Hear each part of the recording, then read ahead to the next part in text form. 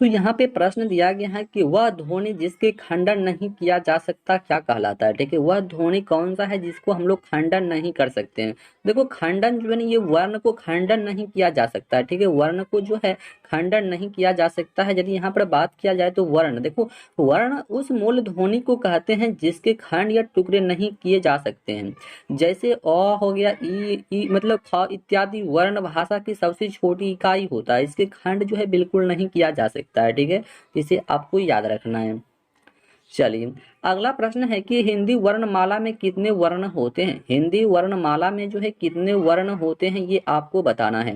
देखो हिंदी वर्णमाला में वर्णों की संख्या कितना होता है, तो ये जो है 44 होता है। ठीक है, वर्णमाला की संख्या जो कि ये 44 होता है।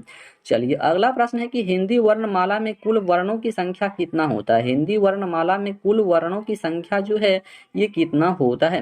देखो हिंदी वर्णमाला में कुल वर्णों की संख्या जो होता है, कुल वर्णों की संख्या कितना होता है, ये 52 को होता है। कितना होता है, ये जो है 52 होता है। ऑप्शन नंबर बी के साथ में चला जाएगा कि 52 जो होता है। ठीक है, 52 को। चलिए, अगला प्रश्न है कि स्पर्शी स्पर्शी व्यंजनों की संख्या जो है ये कितनी होती है। ठीक है, स्पर्शी व्यंजनों की संख्या जो है ये कितनी होती है, तो ये आपको याद रखना है 25 होता है। कितना होता है, 25। ठीक है, स्पर्शी व्यंजनों की संख्या कितना होता है, तो ये जो है 25 होता है। ऑप्शन नंबर डी के साथ में चला जाएगा। चलिए, अगला प्रश्न है 5 नंबर की स्पर्शी व्यंजनों को कितने भागों में विभाजित किया गया। ठीक है, स्पर्शी व्यंजनों को कितने भागों में विभाजित किया गया है, तो इसे जो है ना 5 भाग में विभाजित किया गया है। ठीक है, इसे जो है कितने भाग में विभाजित किया गया है, इसे जो है 5 भागों में विभाजित किया गया है। ठीक है, 5 भागों में। चलिए, अगला प्रश्न है 6 नंबर की व्यंजनों की कुल संख्या मानी गई, यानी कि व्यंजनों की कुल संख्या जो है कितनी मानी गई है। ठीक है, व्यंजनों की कुल संख्या जो है ये कितनी मानी गई है। देखो व्यंजनों की कुल संख्या जो ये मानी गई है 33 मानी गई है। कितनी, 33। ठीक है, व्यंजनों की कुल संख्या जो ये मानी गई है ये 33 मानी गई है। ठीक है, आपको याद रखना है 33। ठीक है, 33। चलिए, अगला प्रश्न है कि जिन वर्णों का उच्चारण करते समय अन्य ध्वनि की सहायता नहीं लेते उसे क्या कहते हैं। जिन वर्णों का उच्चारण करते समय अन्य ध्वनि की सहायता नहीं लेते हैं उसे हम लोग क्या बोलते हैं। देखो उसे हम लोग जो है ना स्वर बोलते हैं। क्या बोलते हैं, तो उसे जो है ना हम लोग स्वर बोलते हैं। ऑप्शन नंबर ए के साथ में चला जाएगा, स्वर्ग के साथ में, स्वर स्वर स्वर। चलिए, अगला प्रश्न है 8 नंबर की जो वर्ण स्वरों की सहायता से बोले जाते हैं उसे क्या कहते हैं। ठीक है, जो वर्ण स्वरों की सहायता से बोला जाता है उसे हम लोग क्या बोलते हैं। देखो जो वर्ण स्वरों की सहायता से बोला जाता है उसको हम लोग व्यंजन बोलते हैं। ठीक है, क्या बोलते हैं, तो उसे जो है ना हम लोग व्यंजन बोलते हैं। जो वर्ण स्वरों की सहायता से बोले जाते हैं उसे हम लोग जो है ना व्यंजन बोलते हैं। ठीक है, व्यंजन। चलिए, अगला प्रश्न है कि जो ना तो स्वर है और ना व्यंजन होता है उसे क्या कहते हैं। ठीक है, जो तो ना स्वर होता है और ना ही व्यंजन होता है तो उसे हम लोग क्या बोलते हैं। देखो उसे जो है ना आयोग वाह कहा जाता है। क्या कहा जाता है, उसे जो है ना आयोग वाह कहा जाता है। ठीक है, तो उसे क्या कहा जाता है, आयोग वाह कहा जाता है। ठीक है, याद रखना है आयोग वाह। चलिए, अगला प्रश्न है कि आयोग वाह कितने प्रकार के होते हैं। आयोग वाह जो है ये कितने प्रकार के होते हैं, ये 2 प्रकार के होते हैं। आपको याद रखना है कि आयोग वाह जो होते हैं ये 2 प्रकार के होते हैं। ठीक है, आयोग वाह जो कितने प्रकार के होते हैं, ये 2 प्रकार के होता है। अगला प्रश्न है कि आयोग वाह है, यानी कि आयोग वाह क्या है। देखो आयोग वाह जो होता है ये विसर्ग और अनुस्वार होता है। ठीक है, विसर्ग और अनुस्वार होता है, विसर्ग और अनुस्वार होता है। देखो ए ऐ, ठीक है, ए और ऐ जो है ये किस प्रकार का वर्ण होता है। ठीक है, ए और ऐ जो है यह किस प्रकार का वर्ण होता है। देखो ए और ऐ जो है ये कंठ तालु वर्ण होता है। ठीक है, क्या होता है, कंठ तालु वर्ण होता है। ए और ऐ जो होता है ये किस प्रकार का वर्ण होता है, तो कंठ तालु वर्ण होता है। ठीक है, आपको याद रखना है। चलिए, अगला प्रश्न है कि ओ औ किस प्रकार का वर्ण होता है। ओ और औ जो है ये किस प्रकार का वर्ण होता है, तो ये जो है कंठस्थ वर्ण होता है। ऑप्शन नंबर सी के साथ में चला जाएगा। ठीक है, ऑप्शन नंबर सी के साथ में। चलिए, अगला प्रश्न है कि निम्न में से अग्र स्वर क्या है। निम्न में से अग्र स्वर जो है आपको बताना है।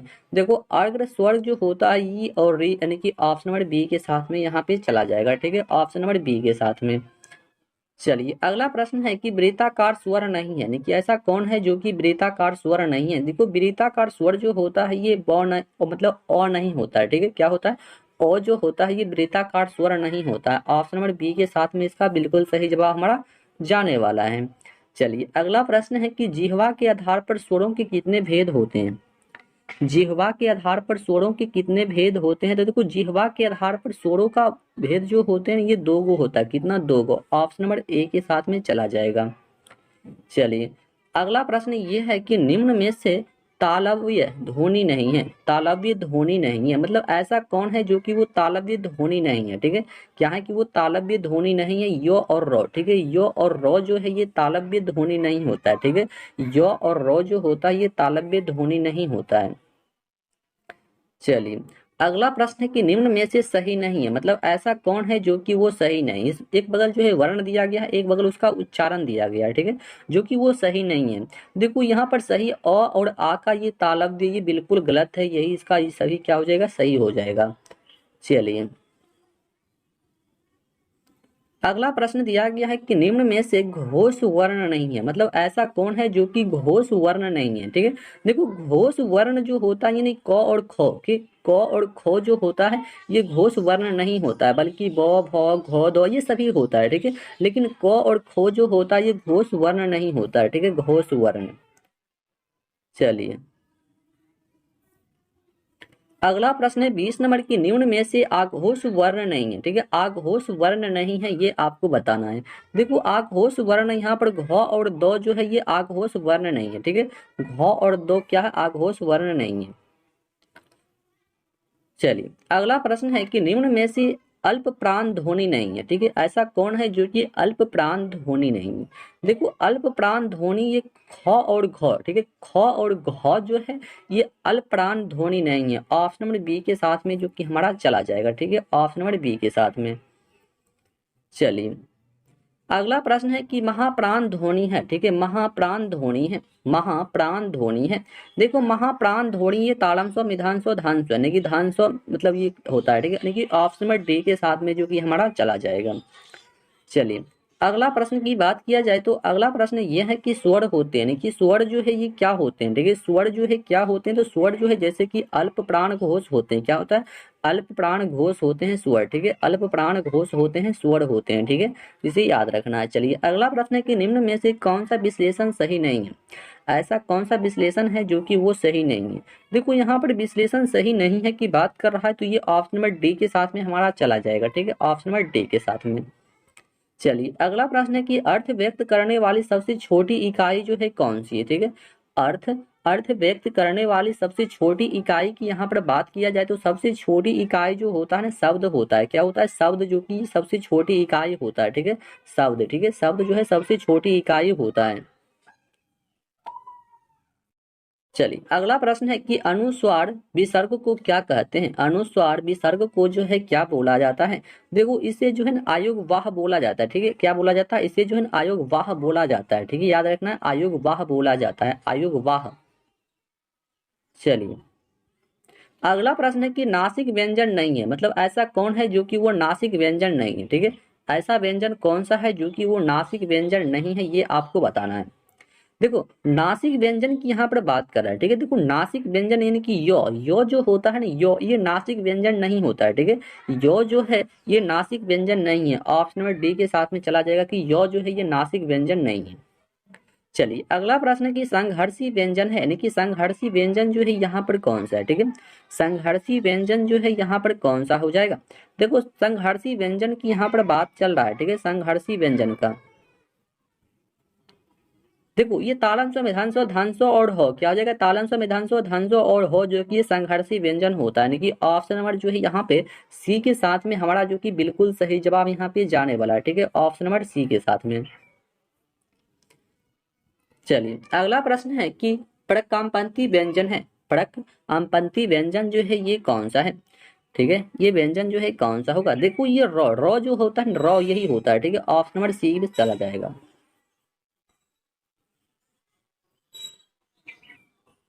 चलिए अगला प्रश्न है कि उत्क्षिप्त व्यंजन है, यानी कि उत्क्षिप्त व्यंजन जो है कौन सा है।